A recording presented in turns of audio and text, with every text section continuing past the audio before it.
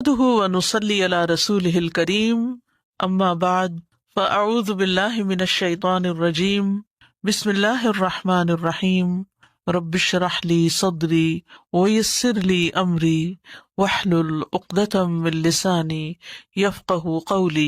عبداللہ بن مسعود رضی اللہ عنہ سے مروی ہے، کہتے ہیں کہ ہم پہل نہیں جانتے تھے کہ 2 رکعتوں میں کیا پڑھیں، مگر ہم تسبیح، تکبیر اور اپنے رب کی حمد پڑھتے رہتے تھے۔ محمد صلی اللہ علیہ وسلم نے ہمیں نیکی کی ابتدا اور انتہا، نیکی کے تمام امور کی تعلیم دی، یعنی ابتدا و انتہا یعنی ہر طرح کی چیزوں کی۔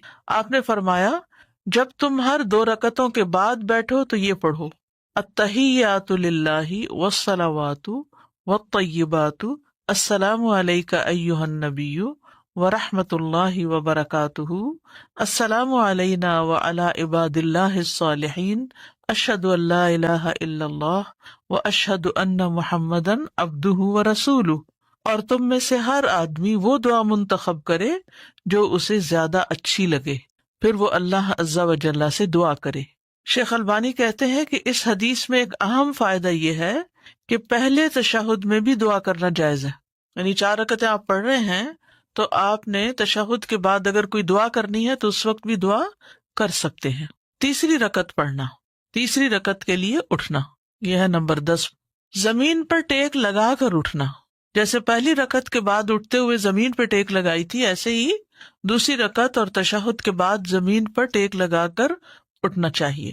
ازرق بن قیس سے مروی ہے، انہوں نے کہا میں نے ابن عمر کو دیکھا کہ جب آپ 2 رکعتوں سے کھڑے ہونے لگتے تو اپنے ہاتھوں کے ساتھ زمین پر ٹیک لگاتے، تو میں نے ان کے بیٹے اور ہم مجلس لوگوں سے کہا شاید یہ بڑھاپے کی وجہ سے ایسا کرتے ہیں۔ انہوں نے کہا کہ نہیں، لیکن اس کا طریقہ یہی ہے، بوڑھا ہو جوان ہو سبھی کو یہ طریقہ اختیار کرنا چاہیے۔ کیا کہ جب اٹھے تو زمین کا سہارا لے کر اٹھے، اور یہ سیف بھی ہے نا۔ اٹھتے ہوئے تکبیر کہنا، جب آپ 2 رکعتوں کے بعد اٹھتے تو اللہ اکبر کہتے، یعنی نبی صلی اللہ علیہ وسلم اللہ اکبر کہتے ہوئے اٹھتے۔ تکبیر کے ساتھ رفع یدین کرنا، ابن عمر رضی اللہ عنہما نے کہا کہ رسول اللہ صلی اللہ علیہ وسلم جب 2 رکعتیں پڑھ کر اٹھتے تو اللہ اکبر کہتے اور اپنے دونوں ہاتھوں کو اٹھاتے، یعنی رفع الیدین کرتے۔ یہ پہلی رکعت کے بعد نہیں تھا، یہ کب ہے؟ دوسری رکعت کے بعد، تیسری نہیں ہے، دوسری کے بعد جب اتحیات کے بعد کھڑے ہوئے ہیں اس وقت اللہ اکبر بھی کہی اور ساتھ ہاتھ بھی اٹھائے۔ کیسے ہاتھ اٹھانے؟ تکبیر تحریمہ کی طرح ہی ہاتھ اٹھانا۔ آپ جب 2 رکعتوں کے بعد اٹھتے تو اللہ اکبر کہتے اور اپنے دونوں ہاتھ اٹھاتے، حتیٰ کہ دونوں ہاتھ آپ کے کندھوں کے برابر آ جاتے، جیسا کہ شروع نماز کے وقت تکبیر کہتے تھے، جیسا کہ شروع نماز کے وقت تکبیر کہتے تھے۔ اسی طرح 2 رکعتوں کے بعد زمین سے اٹھتے ہوئے بھی اللہ اکبر کہہ کر ہاتھ اٹھاتے، تکبیر تحریمہ کی طرح۔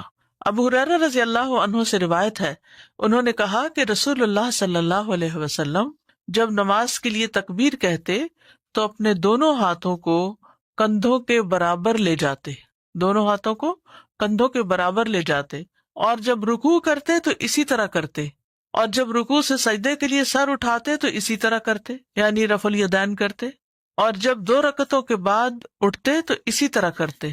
ٹھیک ہے، تو پہلا کب ہوا؟ نماز شروع کرتے وقت، دوسرا کب ہوا؟ رکوع میں جاتے وقت، تیسرا کب ہوا؟ رکوع سے اٹھتے وقت، اور چوتھا کب ہوا؟ 2 رکعتوں کے بعد جب کھڑے ہوں۔ شابش۔ تیسری رکعت کو بھی پہلی 2 رکعتوں کی طرح ادا کرنا، پھر جب 2 رکعتوں میں بیٹھ کر اٹھتے تو بھی اللہ اکبر کہتے۔ الغرض آپ ہر رکعت میں اسی طرح کرتے یہاں تک کہ اپنی نماز سے فارغ ہو جاتے۔ ٹھیک ہے۔ چوتھی رکعت، 4 رکعت نماز میں چوتھی رکعت سے پہلے تھوڑی دیر بیٹھنا، یعنی تیسری رکعت کے بعد اٹھتے ہوئے ذرا سا بیٹھ کے اٹھنا، جیسے آپ نے کیا کب؟ پہلی رکعت کے بعد۔ شابش، ٹھیک ہے۔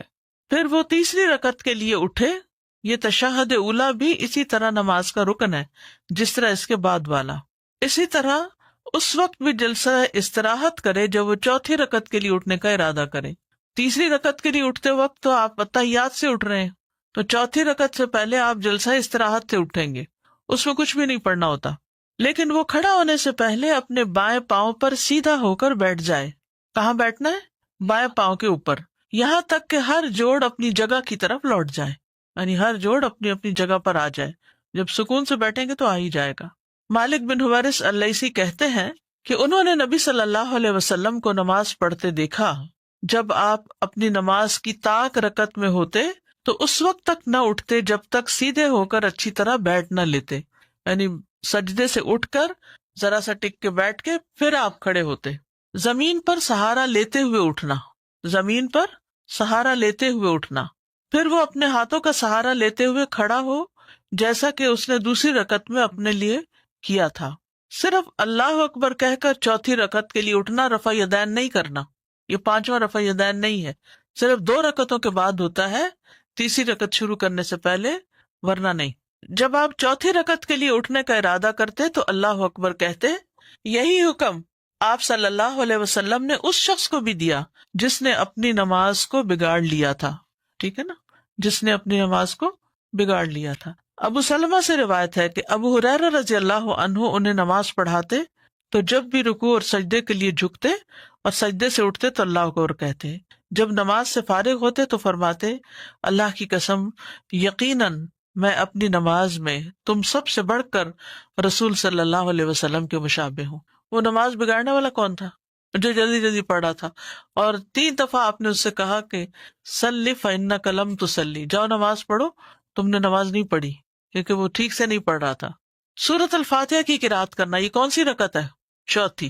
پھر وہ ہر تیسری اور چوتھی رکعت میں سورۃ الفاتحہ پڑھے گا کیونکہ اس کا پڑھنا واجب ہے. کیا ہے؟ اس کا پڑھنا واجب ہے. عطا سے روایت ہے کہ ابو ہریرہ رضی اللہ عنہ نے کہا ہر نماز میں قرات ہے، ہر نماز میں قرات ہے. تو جو قرات نبی صلی اللہ علیہ وسلم نے ہمیں سنائی ہم نے تمہیں سنائی، اور جو انہوں نے آہستہ آواز سے ہم سے مخفی رکھی ہم نے وہ تم سے مخفی رکھی. اور جس نے ام الکتاب پڑھ لی تو اس کے لیے وہ کافی ہے، اور جس نے اس سے زائد پڑھا تو وہ افضل ہے. کیا مطلب ہے اس کا؟ کہ خالی سورۃ الفاتحہ پڑھنا بھی کافی ہے، اور اگر کوئی شخص سورت کا اضافہ کرنا چاہے تو وہ بھی کر سکتا ہے، اس میں چوائس ہے. تو اب آپ سنت زندہ کرنے کے لیے کبھی چاہیں تو ایکسٹرا پڑھ لیں کوئی، اور چاہیں تو صرف سورۃ الفاتحہ تک ہی رہیں. دونوں طرح ٹھیک ہے. اس سے آپ کو دین کی وسعت سمجھ میں آتی ہے. ٹھیک ہے، دیکھیے زیادہ پڑھنے کا مطلب ہے زیادہ نیکیاں کمانا. جب قرآن کی قرات کریں گے تو ہر حرف پر 10 نیکیاں ملیں گی. ٹھیک ہے نا. بہرحال نماز تو دونوں طرح ہو جائے گی، لیکن زیادہ پڑھنا افضل ہے. باقی رکعت پہلی 3 رکعات کی طرح ہی ادا کرنا. پھر جب 2 رکعتوں میں بیٹھ کر اٹھتے تو بھی اللہ اکبر کہتے. الغرض ہر رکعت میں اسی طرح کرتے یہاں تک کہ نماز سے فارغ ہو جاتے. جب 2 رکعتوں کے بعد تشہد پڑھ کے ہم تیسری کے لیے کھڑے ہوتے ہیں تو کھڑے ہوتے ہوئے اللہ اکبر جی کہنا ہے ساتھ ساتھ اور کہنا. بعد میں رفع الیدین کرنا ہے. یعنی جب آپ کھڑے ہوں گے تو کھڑے ہوتے ہوتے اللہ اکبر پڑھ لیں، اور کھڑے ہو کر آپ ہاتھ اٹھا سکتے. بعد میں بھی کر سکتے جی ہیں. ہاں، جو تکبیر تحریمہ تھی نا اس میں بھی یعنی اللہ اکبر کہہ کے ہاتھ اٹھا سکتے ہیں آپ. تو اسی طرح جب گھٹنوں سے اٹھیں گے تو ہم کیا کریں گے؟ سمع اللہ لمن حمدہ ربنا ولک، تو ساتھ ساتھ ہاتھ اٹھا لیں گے. ٹھیک ہے. نمبر 12 آخری تشہد. اس تشہد میں بیٹھنے کے طریقے. نمبر 1 دایاں پاؤں کھڑا کرنا اور بایاں پاؤں بچھا کر سرین زمین پر رکھنا، یعنی اپنے چوتڑ جو ہیں وہ زمین پر رکھنا، پیٹھ کے ساتھ بیٹھنا. کیسے؟ دایاں پاؤں کھڑا کرنا، بایاں پاؤں بچھا دینا یعنی اس کو لٹا دینا، اور اس کے اوپر نہیں بیٹھنا بلکہ زمین پہ بیٹھنا. ٹھیک ہے. اس کو تورک بولتے ہیں. دونوں اتحیات میں فرق کیوں رکھا گیا؟ تاکہ جیسے کوئی باہر سے آیا تو اس کو پتا چلے کہ نماز ختم ہونے والی، یا کوئی لیٹ آ کے جوائن کر رہا ہے. سنن نبی داؤد کی روایت ہے، پھر آپ صلی اللہ علیہ وسلم بیٹھے اور اپنے بائیں پاؤں کو بچھا لیا اور اپنا بایاں ہاتھ اپنی بائیں ران پر رکھا یعنی گھٹنے کے پاس، اور اپنے دائیں ہاتھ کی کوہنی کو اپنی دائیں ران سے ذرا علیحدہ اور اونچا رکھا. ٹھیک ہے، ذرا سا اٹھا کے، یعنی بایاں جو ہے وہ تو ساتھ ہی لگا ہوا ہوگا، لیکن دایاں جو ہے جس کی انگلی ہل رہی ہے وہ ذرا سا اٹھا ہوا ہوگا. ذرا سا اگر اٹھا ہوا ہو نا تو اس سے کیا ہوتا ہے کہ انگلی کی پوزیشن بھی ٹھیک ہو جاتی ہے. ڈیسک پہ رکھیے، نیچرلی ہو جائے گا، نیچرل ہو ہی جائے گا.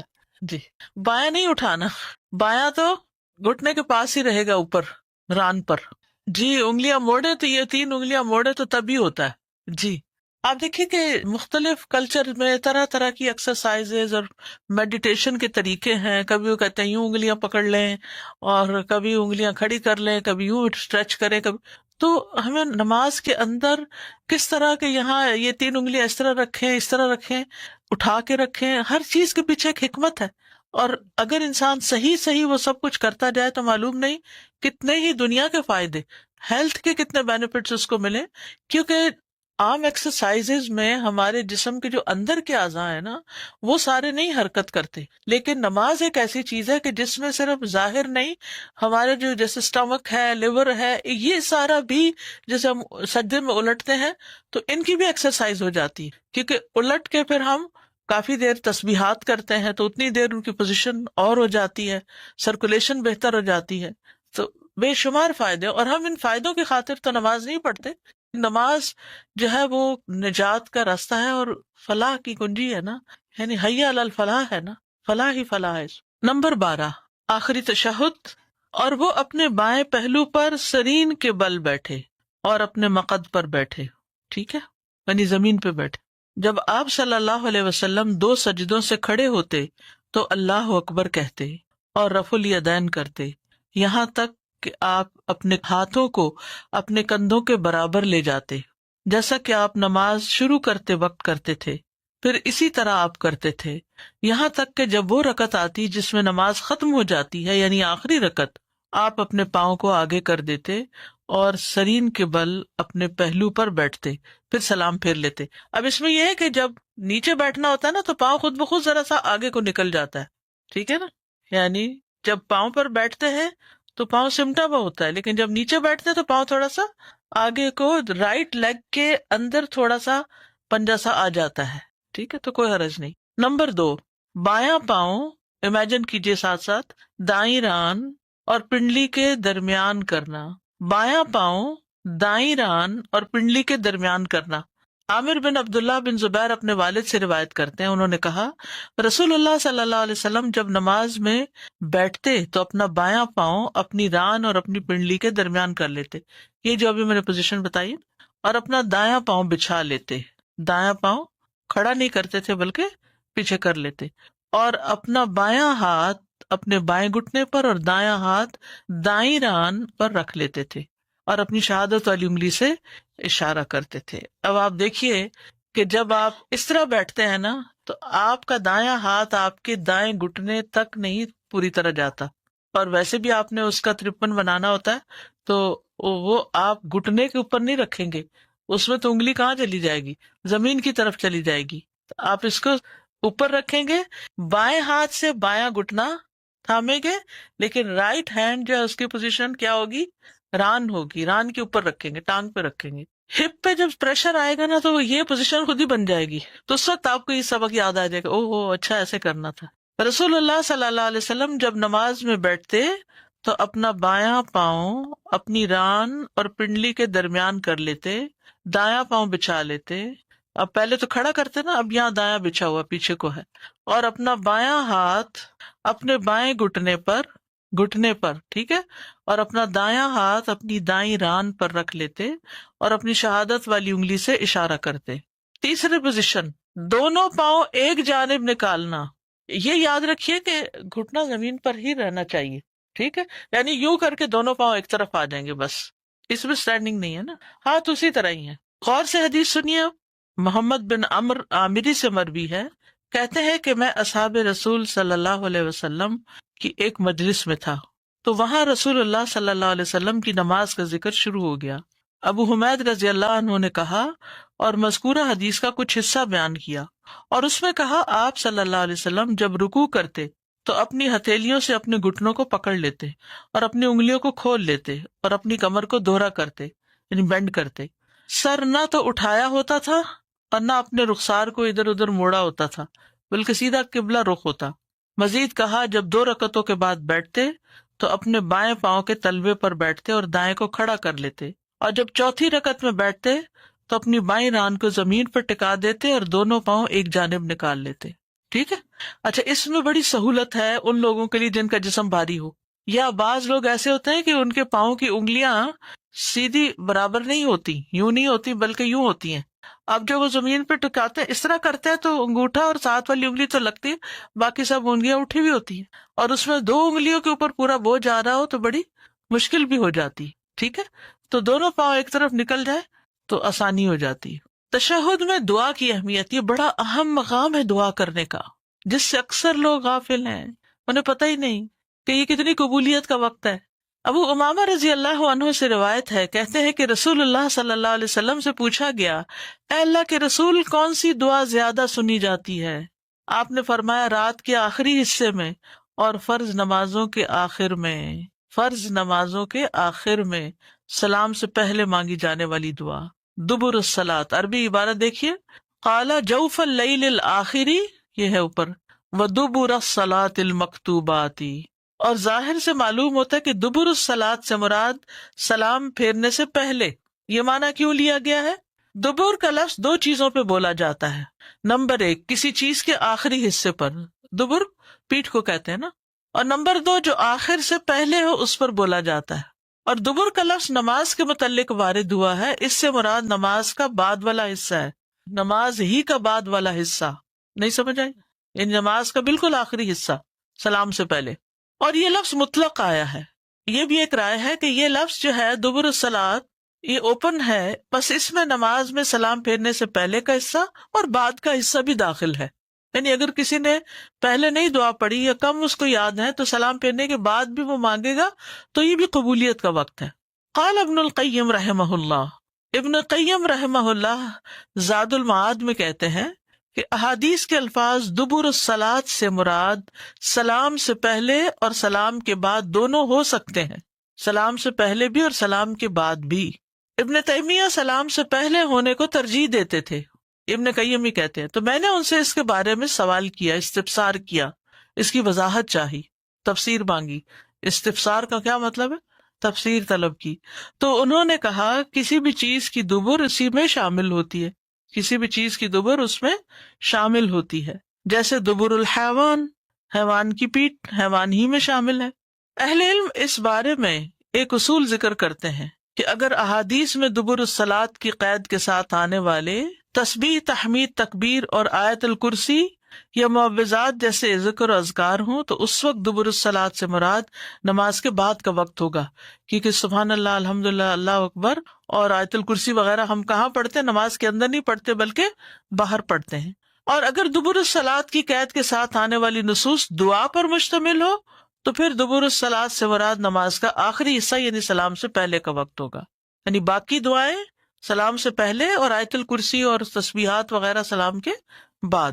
لیکن اگر کسی نص میں دعا سے متعلق واضح ہو جائے کہ وہ دعا سلام کے بعد ہی کرنی ہے، جیسے کہ آپ صلی اللہ علیہ وسلم کا فرمان ہے سلام کے بعد 3 بار استغفر اللہ کہو، کہتے ہیں نا اللہ اکبر، استغفر اللہ، استغفر اللہ، استغفر اللہ، تو یہ آپ نے خود اس کے بارے میں ہمیں بتایا کہ یہ سلام پھیر کر ہی کہا جائے گا۔ تو یہ دعا ہونے کے باوجود بھی سلام کے بعد ہی پڑھی جائے گی، کیونکہ سنت اسی پر دلالت کرتی ہے، سنت سے یہی ثابت ہے۔ شیخ ابن باز سے سوال کیا گیا کہ جن احادیث میں دبر الصلاۃ کے بعد کثرت سے دعا اور ذکر اذکار کی ترغیب دی گئی ہے، ان میں دبر الصلاۃ سے کیا مراد ہے؟ نماز کا آخری حصہ یا سلام کے بعد کا وقت؟ تو انہوں نے جواب دیا، احادیث میں مذکورہ دبر الصلاۃ کا لفظ سلام سے پہلے اور نماز کے آخری حصے پر بھی بولا جاتا ہے اور سلام کے فوری بعد والے وقت پر بھی بولا جاتا ہے۔ تو یہ دونوں اوقات بڑے قیمتی ہیں، کیونکہ اب انعام لینے کی باری آئی نا، ساری محنت آپ نے کر لی۔ اس بارے میں صحیح احادیث موجود ہیں، اور ان میں سے دعا کے ساتھ تعلق رکھنے والی احادیث میں دبر الصلاۃ سے اکثر طور پر نماز کا آخری حصہ مراد ہے، یعنی سلام سے پہلے کا وقت۔ شیخ ابن عثیمین کہتے ہیں کہ اس مسئلے میں غور و فکر کرنے والے کے لیے یہ بات واضح ہو جائے گی کہ دبر الصلاۃ کی قید کے ساتھ بیان کیا جانے والا اگر ذکر ہے تو وہ نماز کے بعد ہے، ٹھیک ہے، اور اگر وہ دعا ہے تو سلام سے پہلے ہے، ٹھیک ہے، سمجھ میں آ رہی ہے۔ تشہد میں پسند کی دعا پڑھنے کا اختیار ہے۔ عبداللہ بن مسعود کہتے ہیں کہ جب ہم نبی صلی اللہ علیہ وسلم کے ساتھ نماز پڑھتے تو ہم قعدہ میں، قعدہ کہتے ہیں تشہد کے لیے بیٹھنا، یہ کہا کرتے تھے السلام علی اللہ من عبادہ السلام علی فلان و فلان، اس کے بندوں کی طرف سے اللہ پر سلام ہو اور فلاں پر اور فلاں پر۔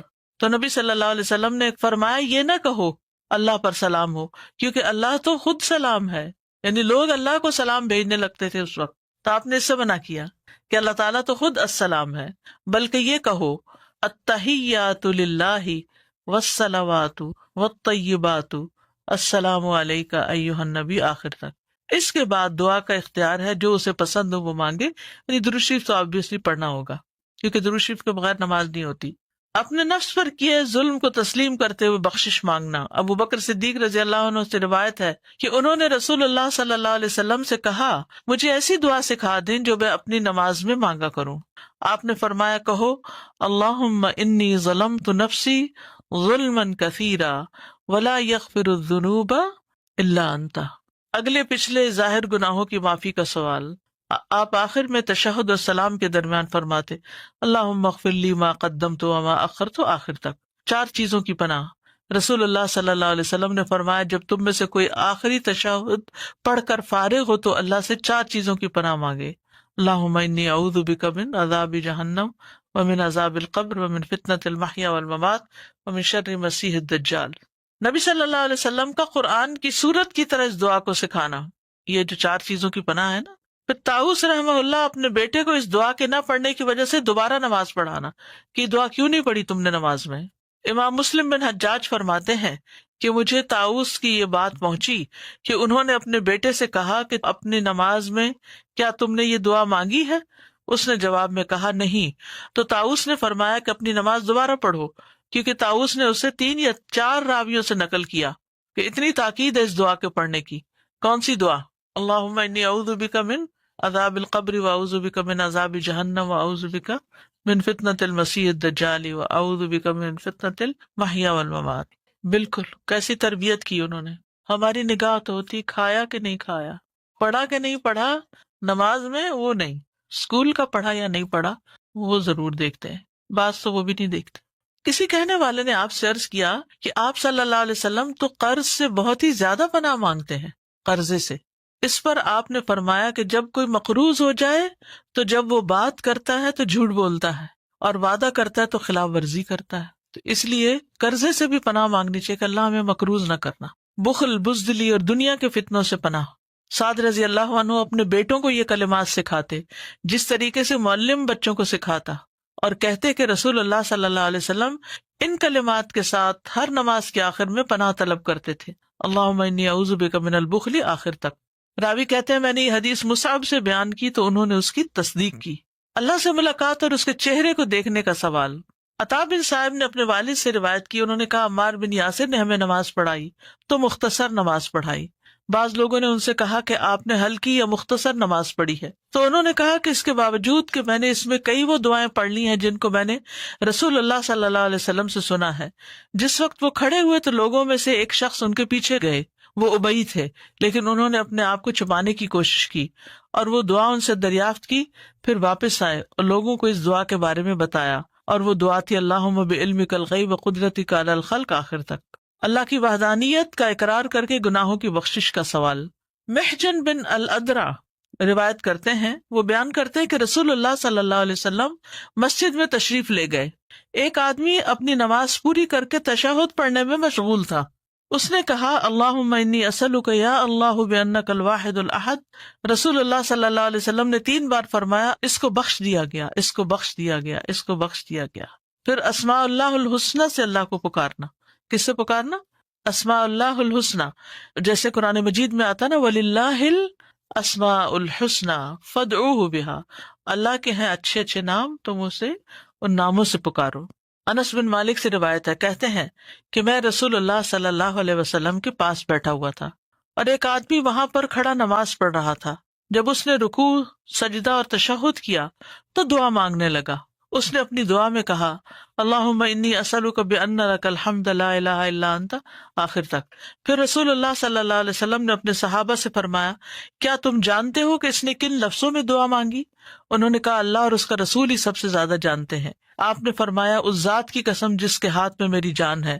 اس نے اللہ سے اس کے عظیم نام کی دعا کی کہ جب اس کے ساتھ اللہ کو پکارا جائے تو وہ ضرور جواب دیتا ہے، اور جب اس کے ساتھ مانگا جائے تو وہ ضرور عطا کرتا ہے. اور ہم کون سی پڑھتے ہیں؟ بس رب اجعلنی مقیم الصلاۃ ومن ذریتی. صلاۃ کا معنی کیا ہے؟ دعا. تو اس میں دعائیں تو بہت ہونی چاہیے اور دعاؤں کی قبولیت کا بھی وقت ہے، لیکن ہم خود نہیں مانگتے، دوسروں سے کہتے رہتے ہیں. آپ میرے لیے دعا کیجیے اور دعا میں ضرور یاد رکھیے، نام لے کے کیجیے. اوروں کو تاکید کرتے ہیں، اتنی محنت اپنے اوپر کر لیں. ڈاکٹر فرحت ہاشمی صاحبہ کے مستند بیانات سننے کے لیے ہمارے چینل قرآنک پلس کو سبسکرائب کریں. یہاں قرآن و حدیث کی روشنی میں حقیقی رہنمائی اور روحانی ترقی کے خزانے ملیں گے. ابھی جڑیں اور دین کو گہرائی سے سمجھیں.